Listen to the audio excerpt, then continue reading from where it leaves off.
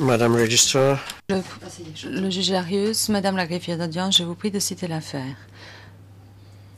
Le greffier d'audience, Monsieur le juge, affaire IT 03-73I, le procureur contre Ivan Chermak et Mladen Markac. Le juge, je vous remercie. Good afternoon. Je souhaite la bienvenue à toutes les personnes dans ce prétoire. Monsieur Chermak, je souhaite m'assurer, avant que nous poursuivions, que vous suivez la procédure dans une langue que vous comprenez. Autrement dit, que vous recevez l'interprétation dans votre langue. Réponse, oui. Le président, merci.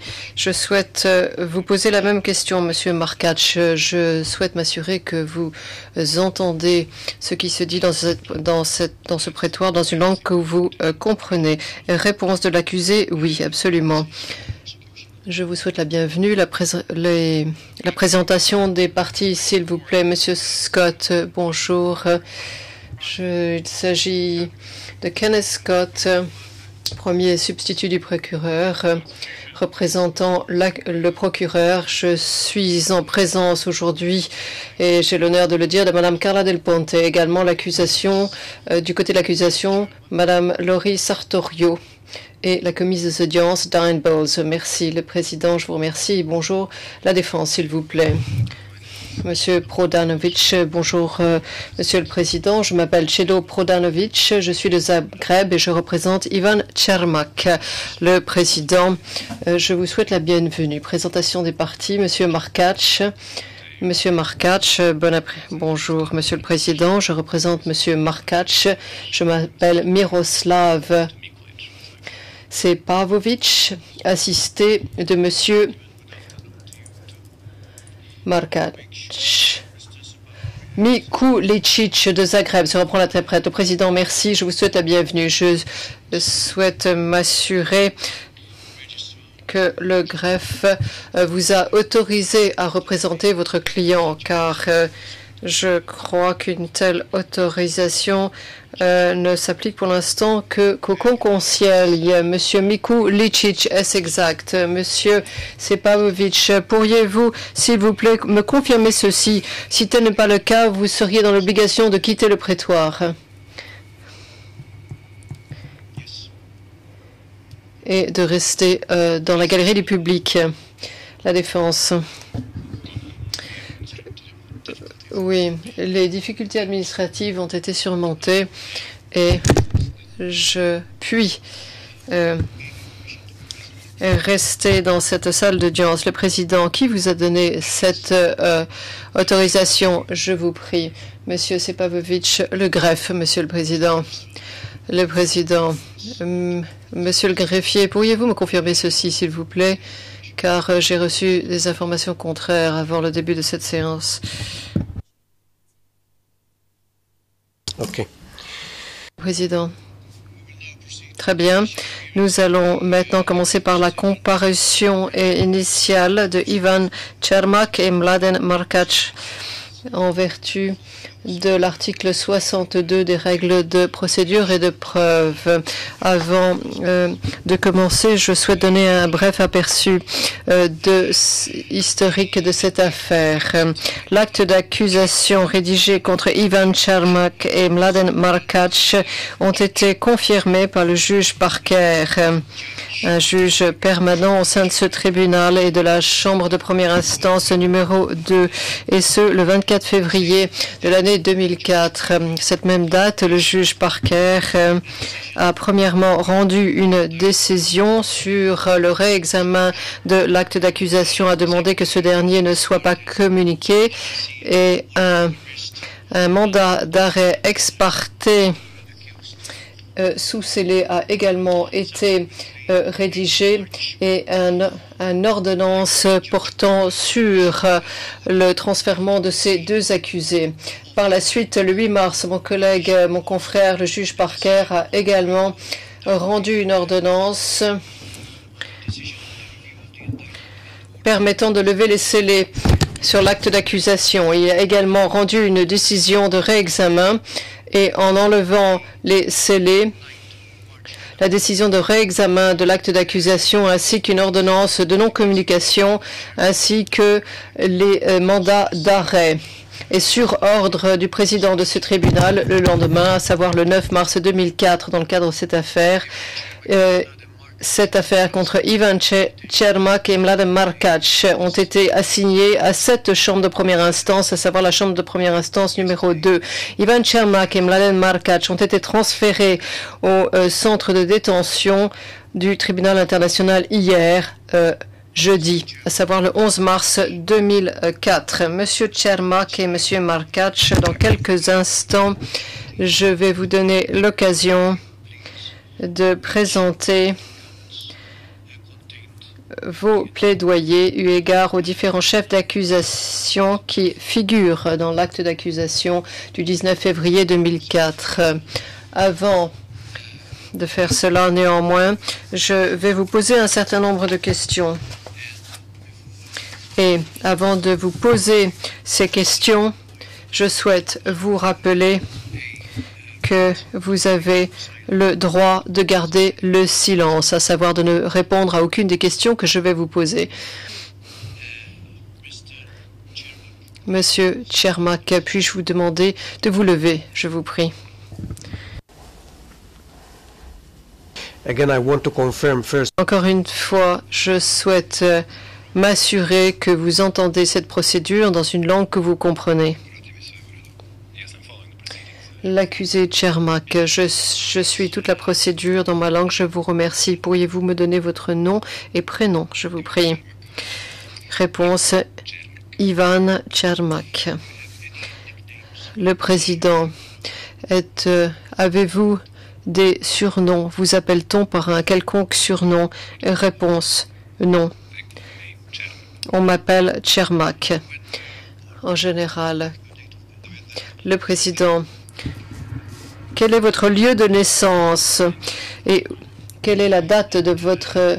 Quand êtes-vous né? Le 19 décembre. Réponse de l'accusé Čermák: le 19 décembre 1949. Le président: quel est votre lieu de naissance? L'accusé Čermák: je suis né à Zagreb, en République de Croatie. Le président: et votre adresse avant votre arrestation? L'accusé Čermák: Zagreb 174. J'ai une autre adresse.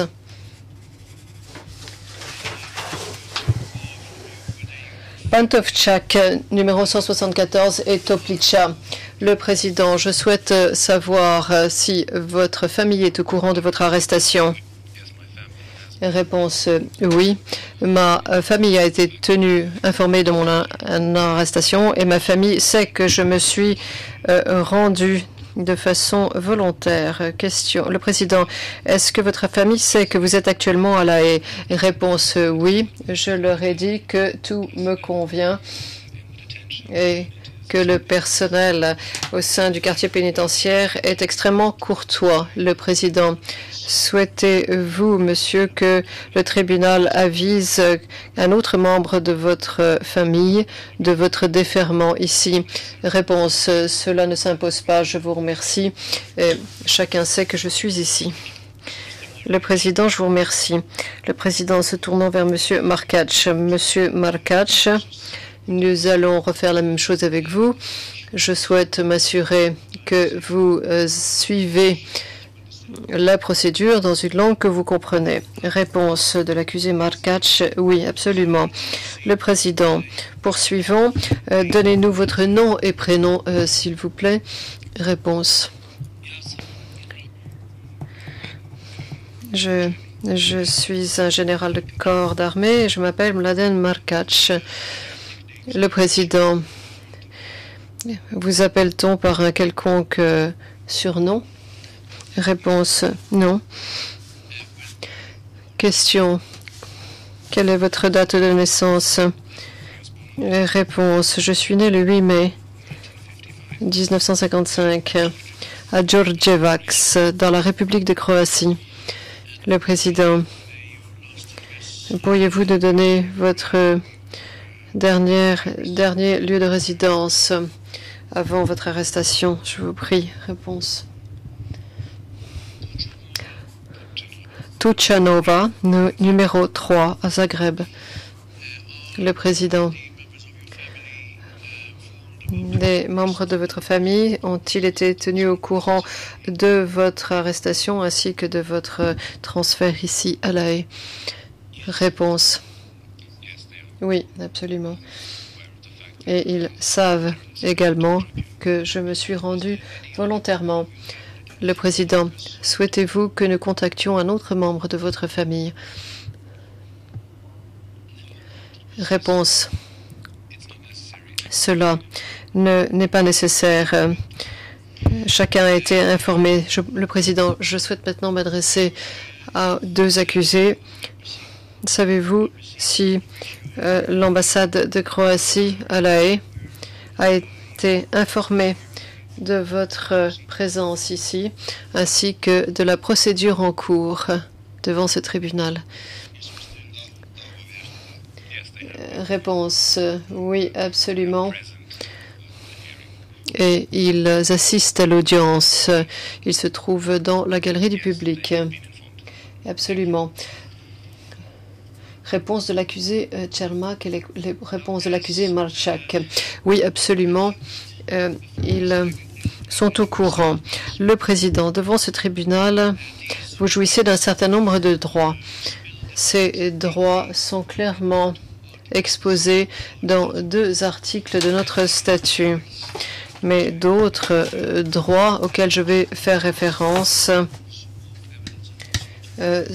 figurent dans les règles de procédure et de preuve qui ont été rédigées par ce tribunal.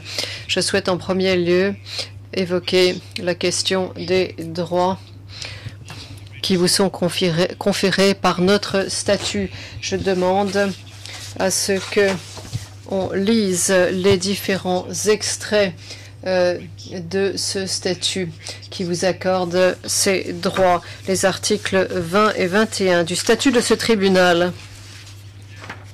Après quoi, nous allons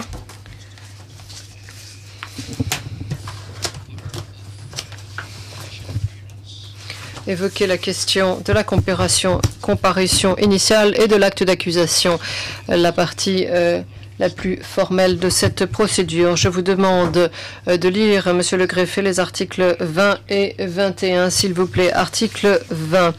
Ouverture et conduite du procès. La Chambre de première instance veille à ce que le procès soit équitable et rapide et à ce que l'instance se déroule conformément aux règles de procédure et de preuve, les droits de l'accusé étant pleinement respectés et la protection des victimes et des témoins dûment assurée. Toute personne contre laquelle un acte d'accusation a été confirmé est, conformément à une ordonnance ou à un mandat d'arrêt décerné par le tribunal international, placée en état d'arrestation, immédiatement informée des chefs d'accusation portés contre elle et déférée au tribunal international. La Chambre de première instance donne lecture de l'acte d'accusation, s'assure que les droits de l'accusé sont respectés, confirme que l'accusé a compris le contenu de l'acte d'accusation et lui a ordonné de plaider coupable ou non coupable. La Chambre de première instance fixe alors la date du procès. Les audiences sont publiques, à moins que la Chambre de première instance décide de les tenir à huis clos, conformément à ses règles de procédure et de preuve. Article 21. Les droits de l'accusé. Tous sont égaux devant le tribunal international. Toute personne contre laquelle des accusations sont portées a droit à ce que sa cause soit entendue équitablement et publiquement, sous réserve des dispositions de l'article 22 du statut. Toute personne accusée est présumée innocente jusqu'à ce que sa culpabilité ait été établie conformément aux dispositions du présent statut. Toute personne contre laquelle une accusation est portée en vertu du présent statut a droit, en pleine égalité, au moins aux garanties suivantes. Petit a, à être informé dans le plus court délai, dans une langue qu'elle comprend, et de façon détaillée de la nature et des motifs de l'accusation portée contre elle. Petit b, à disposer du temps et des facilités nécessaires à la préparation de sa défense et à communiquer avec le conseil de son choix. Petit c, à être jugée sans retard excessif. Petit d, à être présente au procès et à se défendre elle-même ou avoir l'assistance d'un défenseur de son choix. Si elle n'a pas de défenseur, à être informée de son droit d'en avoir un, et chaque fois que l'intérêt de la justice l'exige, à se voir attribuer d'office un défenseur sans frais, si elle n'a pas les moyens de le rémunérer. Petit e, à interroger ou faire interroger les témoins à charge et à obtenir la comparution et l'interrogatoire des témoins à décharge dans les mêmes conditions que les témoins à charge. Petit f, à se faire assister gratuitement d'un interprète si elle ne comprend pas ou ne parle pas la langue employée à l'audience. Petit g, à ne pas être forcée de témoigner contre elle-même ou de s'avouer coupable. Le président, je vous remercie, monsieur le greffier.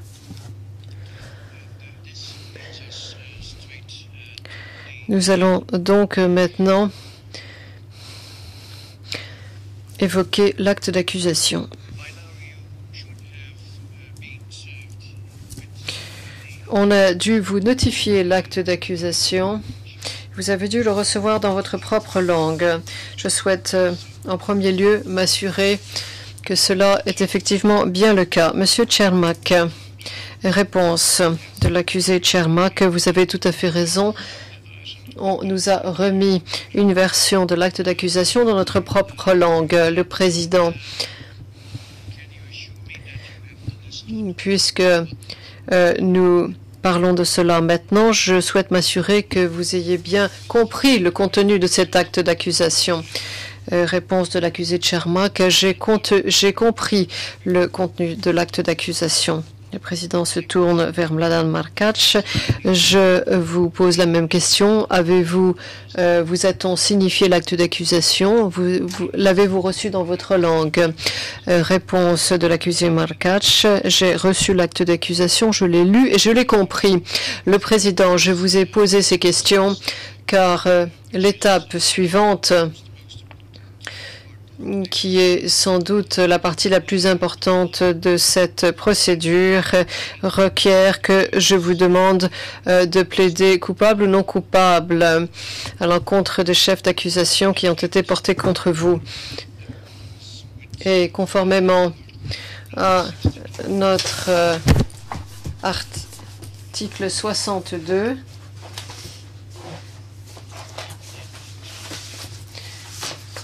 après avoir été transféré à ce tribunal et lors de la comparution initiale, j'ai un certain nombre d'obligations à remplir. L'une d'entre elles consiste à lire ou faire lire l'ensemble de l'acte d'accusation, à moins que vous ne fassiez une dérogation et que vous n'exemptiez la Chambre de première instance de répondre à cette obligation.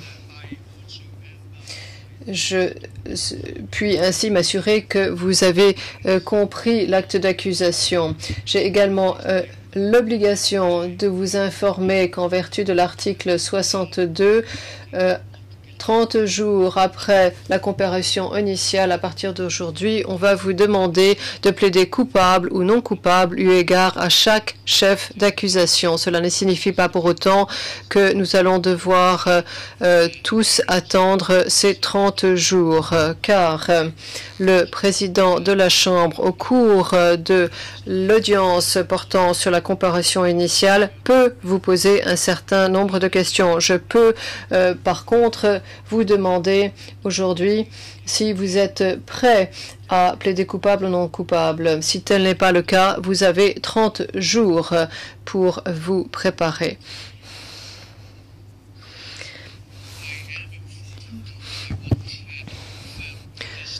Je souhaite confirmer cet élément d'information que je viens de recevoir, soit par votre conseil ou par vous personnellement. Vous ne souhaitez pas que l'acte d'accusation soit lu dans sa totalité devant cette chambre. Autrement dit, vous faites une dérogation à cet égard. Est-ce exact? Je m'adresse maintenant au conseil de M. Čermák. Maître Prodanovič, Monsieur le Président, l'accusé Ivan Čermák connaît les droits qu'il a à cet égard. Il renonce à son droit. L'acte d'accusation n'a pas besoin d'être lu. En revanche, il plaidera coupable ou non coupable eu égard à chaque chef d'accusation. Le Président, est-ce que vous confirmez cela, Monsieur Čermák? Monsieur le Président, je confirme effectivement qu'il ne sera pas nécessaire de lire l'acte d'accusation. Le Président se tourne vers Maître Šepakovič ou Monsieur Mikuličić. Maître Šepakovič, Monsieur le Président, en ce qui concerne le général Markač, la même chose s'applique. Il n'est pas nécessaire de lire l'ensemble de l'acte d'accusation. Le Président, Monsieur Markač, confirmez-vous cela? Monsieur Markač, Monsieur le Président, je suis d'accord avec ce que mon avocat vient de dire. Le Président, je vous ai dit il y a quelques instants que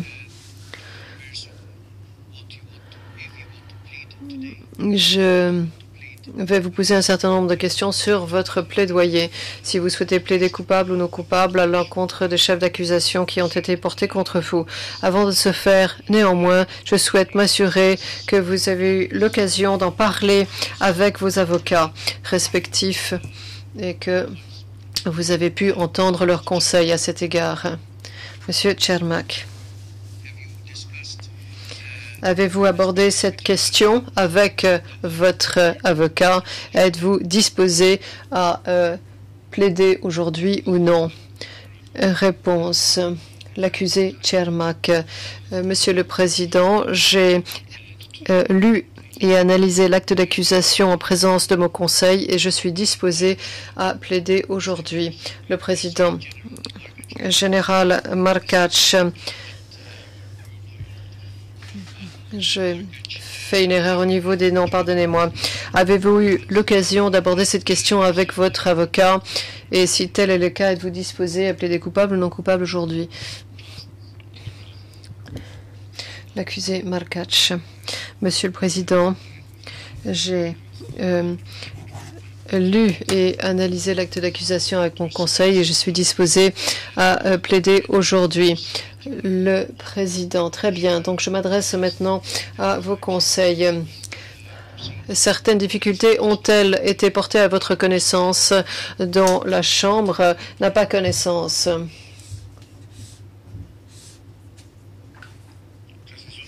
Y a-t-il quelque chose qui entraverait ce plaidoyer aujourd'hui? Maître Prodanovič, Monsieur le Président, non, nous pouvons tout à fait poursuivre cette audience aujourd'hui.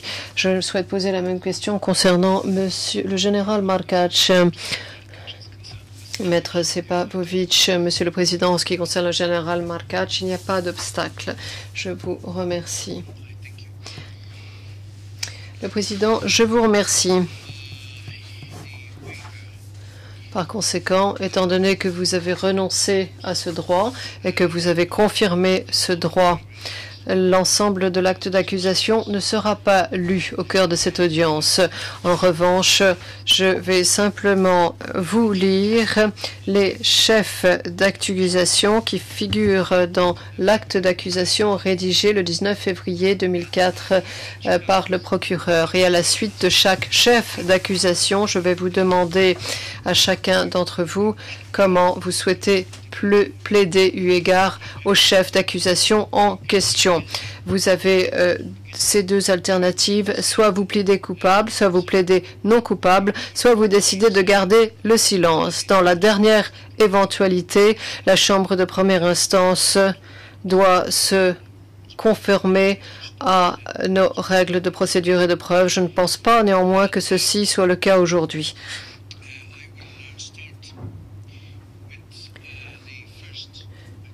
je vais en premier lieu lire le premier chef d'accusation qui s'applique aux deux accusés. Le premier chef d'accusation contre les deux accusés est le suivant. Humanity, Il s'agit d'un crime contre l'humanité consistant de persécution pour des raisons politiques, raciales et religieuses. Un crime contre l'humanité par conséquent, sanctionné par l'article 5 petit h, ainsi que les articles 7.1 et 7.3 du statut du tribunal. Monsieur Cermak, comment plaidez-vous de ce chef? Êtes-vous coupable ou non coupable? L'accusé, je plaide non coupable, not guilty. Le président, je vous remercie.